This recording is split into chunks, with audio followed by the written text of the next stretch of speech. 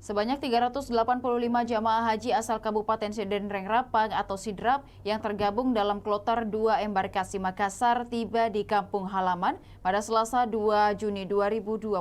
Para jamaah disambut Wakil Bupati Sidrap Nur Kanaah bersama keluarga dan kerabat di rumah jabatan Bupati Sidrap, Kelurahan Pangkajene, Kecamatan Maritengae. Kedatangan jamaah haji berlangsung penuh haru. Sejak sore ratusan keluarga telah menunggu untuk menyambut anggota keluarganya yang kembali dari Tanah Suci setelah menunaikan ibadah haji. Para jamaah tampak mengenakan kain mispa di kepala yang menjadi simbol dan penanda seseorang telah menyelesaikan ibadah haji. Sejumlah jamaah juga mengenakan busana berwarna cerah dan menambah semarak suasana penyambutan. Salah seorang jamaah asal desa Tanete, Kecamatan Maritengae, Hajah Husni, mengaku bersyukur dapat kembali ke Sidrap dalam keadaan sehat. Jemaah lainnya, Hajah Jumaria, mengatakan perjalanan dari Jeddah hingga tiba di Sidrap berlangsung lancar tanpa kendala berarti. Pemulangan kloter 2 UPG ini menandai selesainya rangkaian perjalanan ibadah haji bagi ratusan jamaah asal Sidrap. Pemerintah daerah berharap seluruh jamaah dapat menjadi haji dan hajah yang mabrur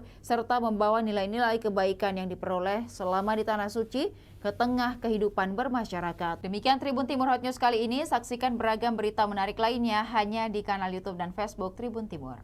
Download Tribun X sekarang. Menghadirkan lokal menjadi Indonesia.